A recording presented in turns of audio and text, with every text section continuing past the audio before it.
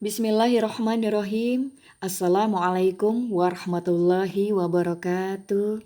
Apa kabar anak-anakku sayang? Semoga kalian semua dalam keadaan sehat walafiat, tidak kurang suatu apapun. Alhamdulillahirabbil alamin wa bihi nasta'inu ala umuri dunya waddin wassalatu wassalamu ala asrofil anbiya'i wal mursalin wa ala alihi wa sahbihi ajmain.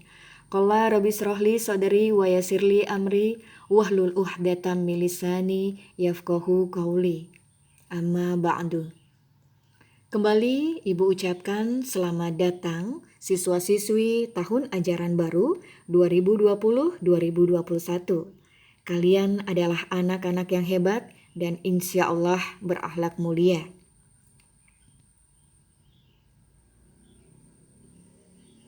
Untuk materi yang pertama ini ya nak ya, Ibu akan menyampaikan sedikit materi mengenai meniti hidup dengan kemuliaan.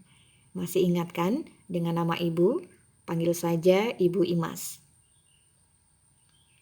Bagaimanakah cara agar hidup kita mulia di hadapan Allah Subhanahu wa Ta'ala? Yang pertama, mujahadah an-nafs. Yang kedua, husnuzon. Dan yang ketiga, ukuah. Yuk kita PDKT dan kenalan dengan 3 poin tersebut. Yang pertama, hidup mulia dengan pengendalian diri atau mujahadah an-nafs.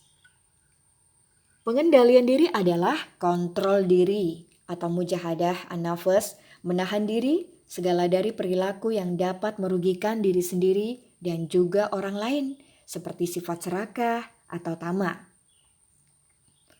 Dalam hadis Rasulullah Shallallahu Alaihi Wasallam yang artinya, wahai golongan pemuda, barang siapa dari antara kamu mampu menikah, hendaklah dia nikah.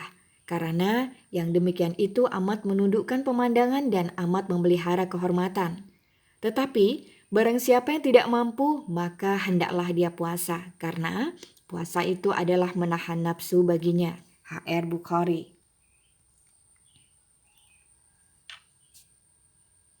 Kita perlu memahami surat Al-Anfal ayat 72.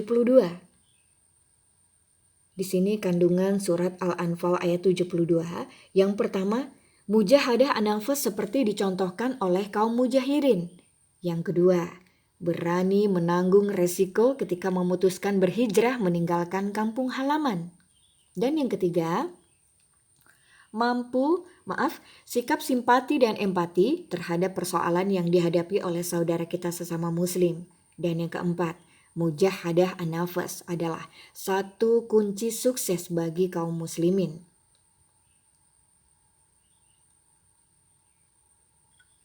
Sesungguhnya orang-orang yang beriman dan berhijrah serta berjihad dengan harta dan jiwanya pada jalan Allah dan orang-orang yang memberikan tempat kediaman dan memberikan pertolongan kepada orang-orang muhajirin, mereka itu satu sama lain lindung melindungi dan terhadap orang-orang beriman tetapi belum berhijrah, maka tidak ada kewajiban sedikit pun atasmu melindungi mereka sebelum mereka berhijrah. Akan tetapi, jika mereka meminta pertolongan kepadamu dalam urusan pembelaan agama, maka kamu wajib memberikan pertolongan kecuali terhadap kaum yang telah ada perjanjian antara kamu dengan mereka, dan Allah Maha melihat apa yang kamu kerjakan. Ini dia Quran surat Al-Anfal 8 ayat 72. Yang kedua, perlu diketahui, hidup mulia dengan husnuzon atau prasangka baik. Husnuzon berasal dari kata Arab, yaitu husnu yang artinya baik, dan zon yang artinya prasangka. Jadi prasangka baik atau prasangka baik atau positive thinking dalam terminologi Islam dikenal dengan istilah husnuzon. Istilah husnuzon adalah sikap orang yang selalu berpikir positif terhadap apa yang telah diperbuat oleh orang lain.